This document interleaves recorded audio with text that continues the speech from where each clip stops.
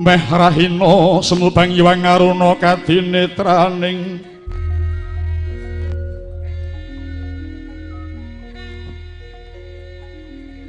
uga rapuh sabdani kukiloring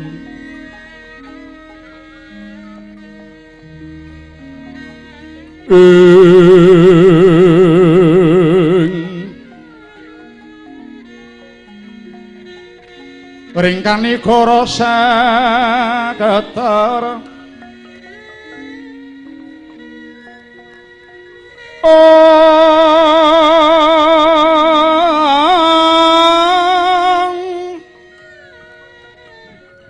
niki dungning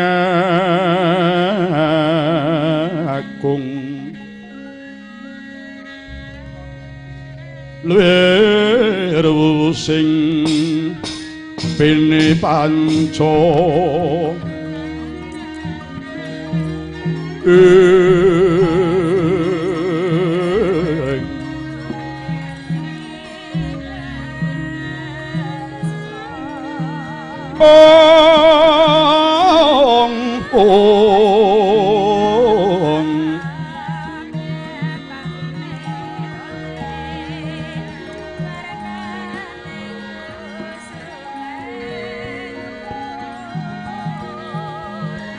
leng-lenging driya mangu mangun kong kanduwan rimeng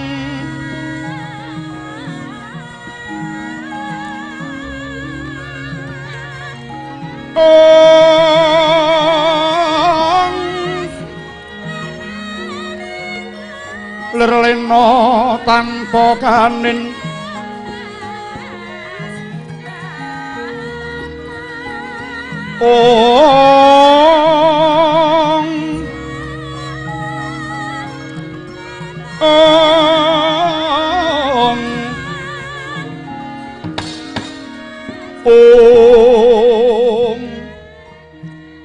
Wauta kaya mangkono Sang Kresna sampun sumusul dhateng lampahing Sang Basyokarna sigara ngendheg kreta Kyai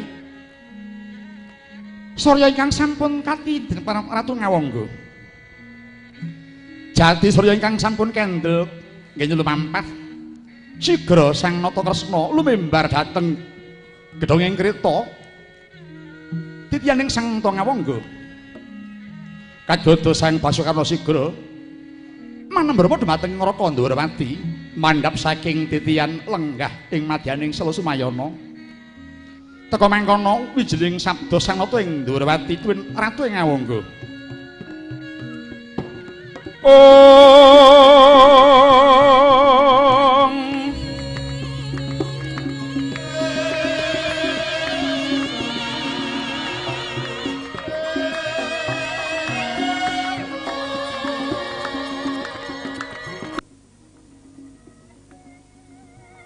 langening kalang yuwana klara panta muncara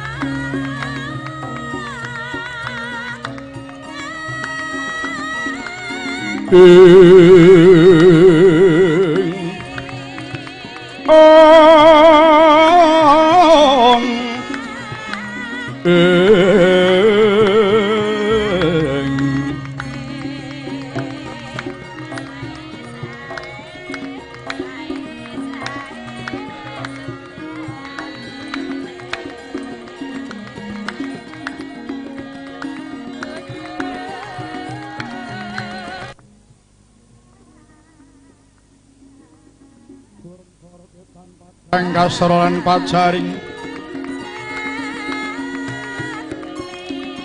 om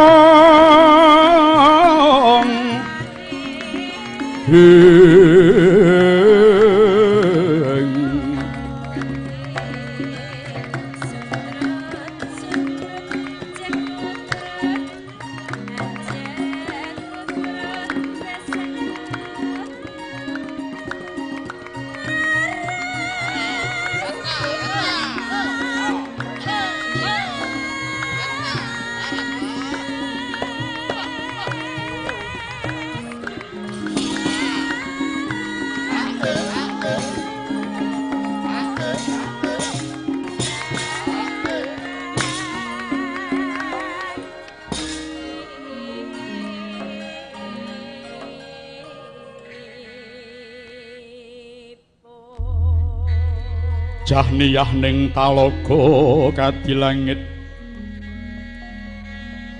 mambang tang pasulan upamaneka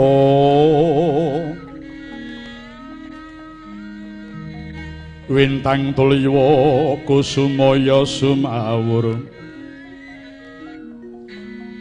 lumrap ingkang sekar kadijalada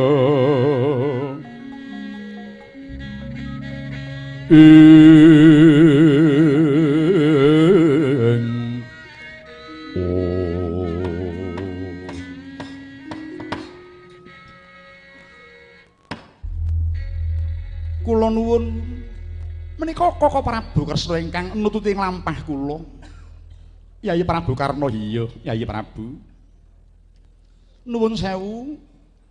Wonten wigatos ingkang pundi dene paduka sumusuli lampah kula Koko Prabu. Yayi Karna mulanipun Kakang nungka marang lakumu. Awit nalika pun Kakang Prateng Pendhapa Ngastina Siadi tak sawang kok ora katon ki sira ana ngendi Yayi? Duh Koko Prabu. Mawantu-wantu kula nyuwun gunging samudra pangaksami.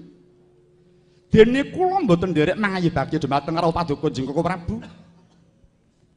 Labet menapa? Inggih saking pengeman kula dhumateng Yayi Prabu Duryudana.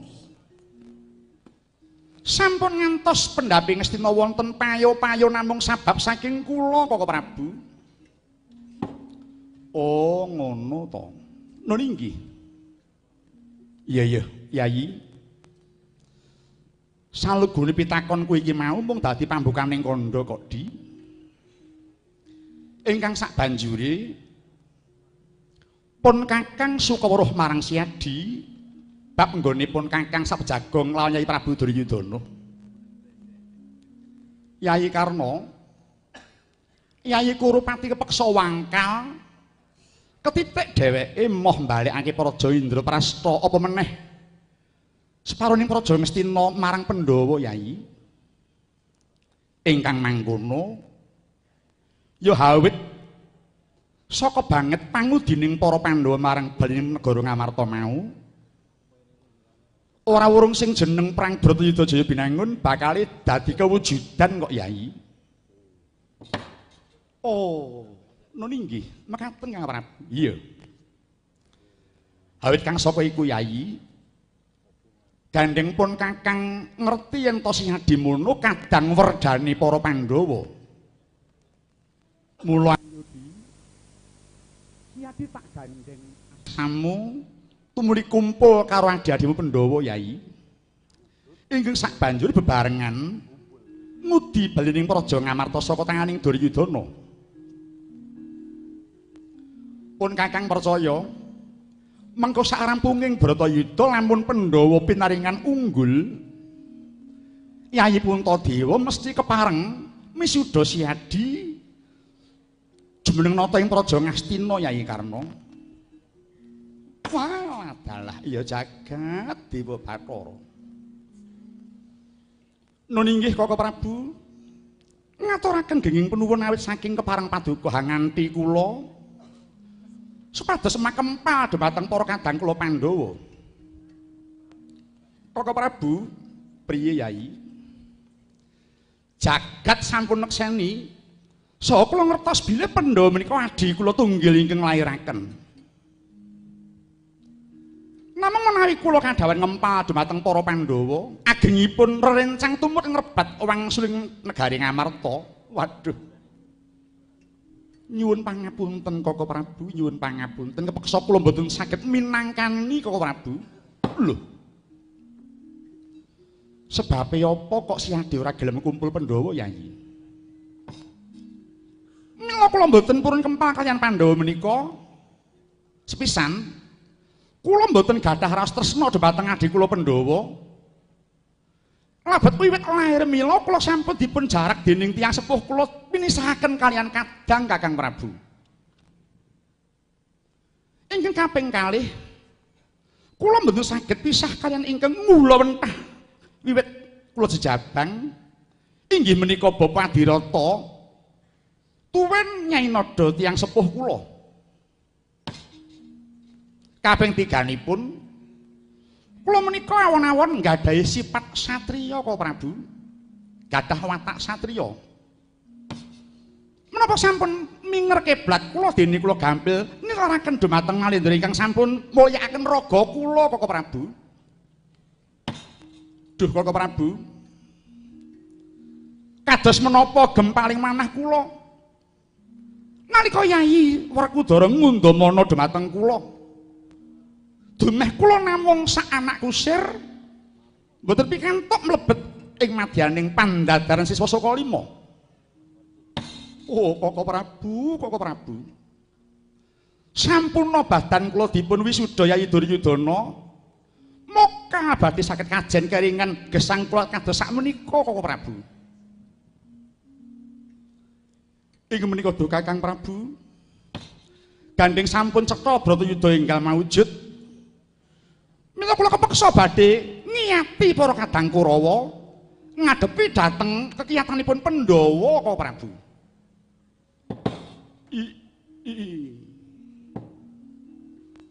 Yen ngono si Adi bakal wentala ngadepi mungsuh karo adimu dhewe Karna. Kakang Prabu ugi kawuningan estunipun dumados ing perang Bratayuda menika kula ingkang minangka dados urup-urup mrih klampaning perang kala Kakang Prabu. Lho. Kosek. Lah kok ngono kuwi kepiye nalare Yai? Kakang Prabu, kula pitados kemawon mawi sanget. Bilih watak angkara menika mboten badhe sirna mawi mboten kaliyan ingkang nyandang babar pisan. Ing mangka kula ngertos bilih ingkang sinau watak angkara menika para Kurawa. Dene adi kula Pandhawa menika ingkang hanyalira budi rahayu. Wiwit jaman kina makina watak angkara mesti badhe sirna dening watak suci Koko Prabu. Oh, Koko Prabu. Inggih ketang tresna kula kaliyan adi kula Pandhawa. Mila Bratayuda Jaya Binangun kedah dados. Menawi sampun kelampahan, kula gadah pamrih watak angkara kala tumunten enggal ical saking muka bumi menika Kakang Prabu. Yayi, nuwun kula. Tangih nganggo lamun yen Pandhawa kelakon unggul jurite mungsuh Kurawa.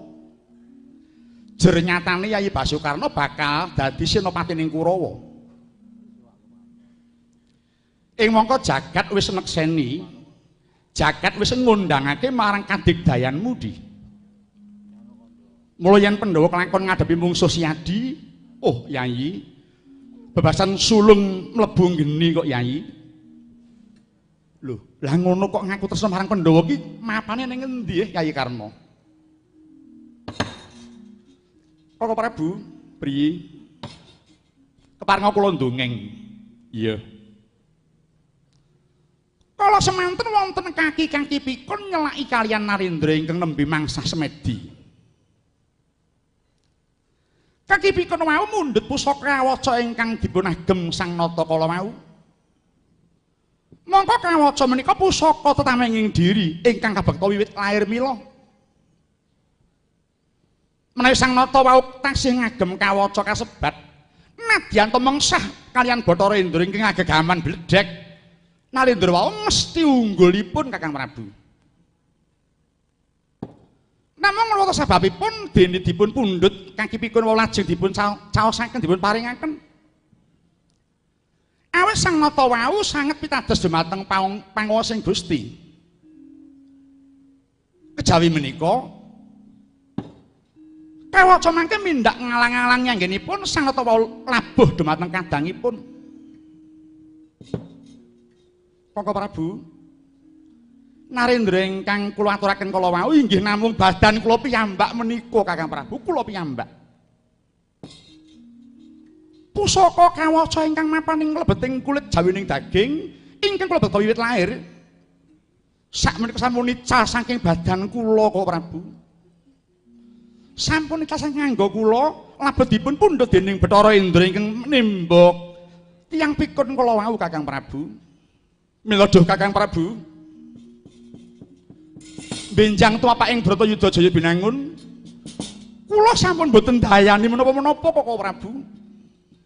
Kula purun pejah. Uger pejah kula kala wau dados rana. Jayane ngadi kula Pandhawa ingkang mahambek suci kala wau kok Prabu. Aduh, adikku di.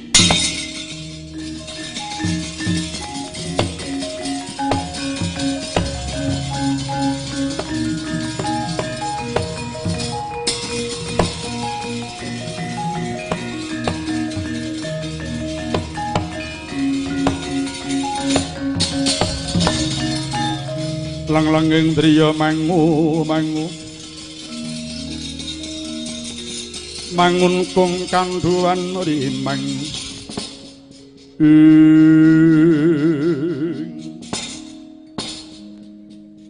Yayi Prabu Karna trenyuh tiasing pun Kakang Yayi jebul semono kandhutaning batinmu Yayi Karna. Ora nyono oleh mung nglabuhi marang Pandhawa malah ngungkulipun Kakang Yayi. Buktine si Adi sumedya seda jer kanggo jayaning para Pandhawa. Mila Kakang Prabu menggaing Karna kula mboten sulap ningali kawontenaning donya ingkang sarwa mboten langgeng menika Kakang Prabu. Menawi ngantos kula kempa kaliyan Pandhawa namung labet kagiwir dipun iming-imingi kamukten ingkang mboten sepinten ajinipun. Wah, mangke saged tetel kasatriyan kula Kakang Prabu. Oh, iya dia. Pun Kakang bisa nampa sanditama saka Si Adi kang wis kawedari ki mau Yayi.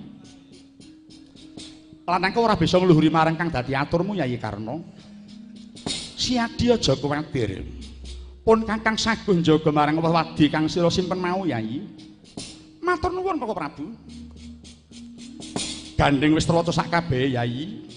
Ayo di padha sowang-sowangan netepi dharma luhur kanthi metu dalane dhewe-dhewe Yayi.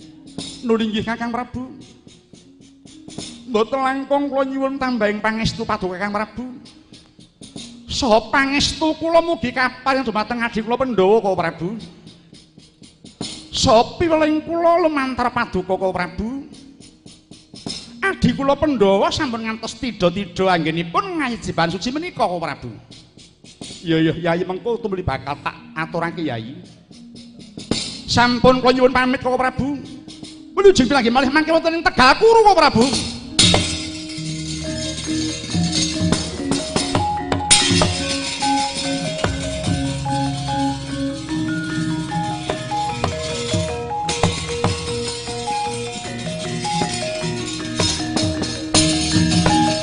Nyata laruta saking dosa sakuru kula. Ya mutusa sang Sri. Setyaki kula wonten dawuh. Wis titis wis pernah apa kang dadi darmanipun Ngraka Ngawangga? Nun inggih. Kang mengkono aku ora perlu ngripih maneh. Nun inggih. Sadurungipun Dyang Wiratayuh mampir yang panggombakan kula dherekaken Kakang Prabu.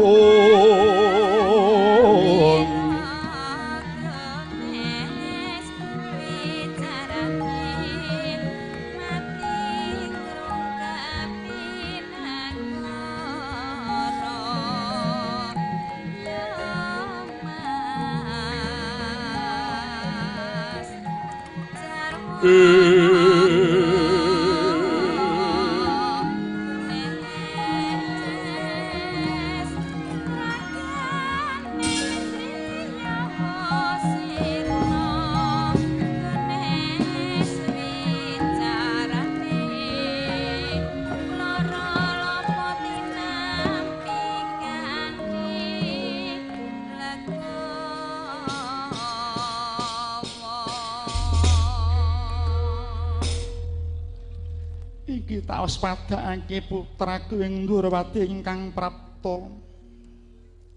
Wis lenggah satata nggih. Daya-daya pun bibi mundhut katrangan. Paran pawartane nggonira pirembugan kelawan Kurupati nggih Kresna. Nuringgih anak Prabu. Pun Bawa Widura iki kepareng cemadhong dawuh kados pundi pikantuk ing Rembag nggih anak Prabu. Nuwun inggih bibi saha Paman Widura. Sasampunipun kula ngaturaken sembah sungkem kunjuk paduka Kanjeng bibi saha Paman Widura. Keparing kula atur wuninga bilih anggen kula mripih Yayi Kurupati purna mangsulaken negari Indraprastha dhumateng para kadang Pandhawa. Kelampahanipun gagal wigar tanpa pikantuk damel bibi. Yayi Duryudana puguh hangekahi negari Ngamarta hangajab dumados sing perang sami kadang Kanjeng bibi. Katetangi-tangi sing sang Kunthi mangkono kaya manabda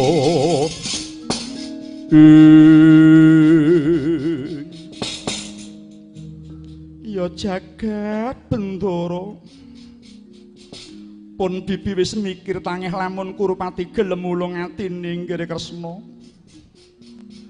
Yen to perang kang dadi pilihane, tak jaluk anak-anakku Pandhawa aja padha cingeng. Wis ora kurang-kurang oleh Pandhawa nempuh marang dalaning karahayon. Ewadene ingkang dipringgakake babar pisan ora melu. Mula saka iku nggih Kresna wis ditiwanci Pandhawa nindakake jejibahan luhur yaiku ambrasta watak angkara ingkang semandang marang Kurawa sak ratune pisan. Eling nasi Puntadewa Werkudara Janaka kelawan kembar ya nggih Kresna. Dheweke iku satriya dudu brahmana. Satriya mono kesabaran winates kulup. Pun ibu paring pangestu. Jaluken bali praja Ngamarta kanthi ngungalake dada. Muga Gusti tansah mayungi marang anakku Pandhawa. Pamriya aja kong sininggal marang marganing kautaman kulup. Nun inggih kaluhuran dawuhipun Kanjeng bibi. Namung mawantu-wantu penyuwunipun para kadang Pandhawa minggahipun Kanjeng Eyang Prabu Matsapati. Paduka Bibi Ratu kaaturan kundur dhateng negari Wirata sareng sak lampah kula. Awit para kadang Pandhawa kados kirang tatak manahipun menawi sedaya ingkang tinandangan menika wau mboten tinenggan paduka Kanjeng Bibi Ratu. Nun inggih Kakang Mbok. Mboten nama kula menika nyengkakaken paduka jengkar saing pangombaan niku babar pisan mboten. Kados leres aturipun anak Prabu Kresna, anak kula Pandhala mantar anak Prabu Indrawati, kados langkung prayogi menawi Kakang Mbok kasdu nenggani dhumateng ingkang putra Pandhawa, kersanipun bombong penggalihipun Kakang Mbok. Yayi Widura iya. Yen to tetela mangkono kang dadi pamintaning adi-adi Pandhawa pun bibi ora kabotan nuruti ya nggih. Menawi sakinten sampun mirantos dayanipun monggo bibi kepareng temunten kula dherekaken bidhas sak menika. Iya ya nggih Kresna. Widura wonten dawuh Kakang Mbok. Pun Kakang mundhut pamit bakal bali kumpul marang anak-anak Pandhawa ya Widura. Kula nuwun inggih. Sumangga Kakang Mbok mugi Gusti tansah ngayomi. Kula nggih nyuwun pamit Paman Widura. Nuwun inggih anak Prabu. Sumangga paduka badhe ngayu bateng kadang Padu Pandhawa nggih nggih. Mugi-mugi Gusti tansah hame bateng anak kula Pandhawa. Siang ratipun bobot datang kendhat maosaken pandonga dhateng janing para anak kula Pandhawa nggih Kresna.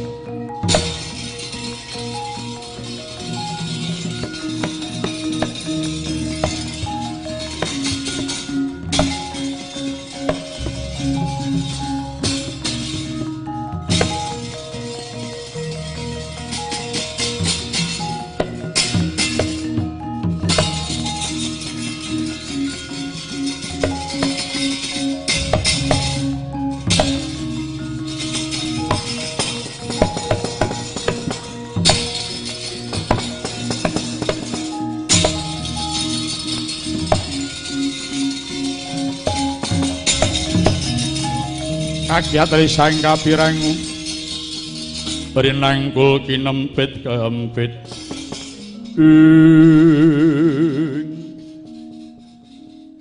Wan menapa bibi kok ngendelaken lampahing kereta mengko dhisik leren dhisik nggih Kresna Wan menapa ngarep kae tepining kali kok ana wong kang lagi mangsa semedi kae sapa menika mboten pangling Yayi Karna bibi nembe manembah dhumateng Gusti piyambakipun yen ngono enten ana kene ya nggih aku arep merpeki marang anakku Basukarna dhisik ya nggih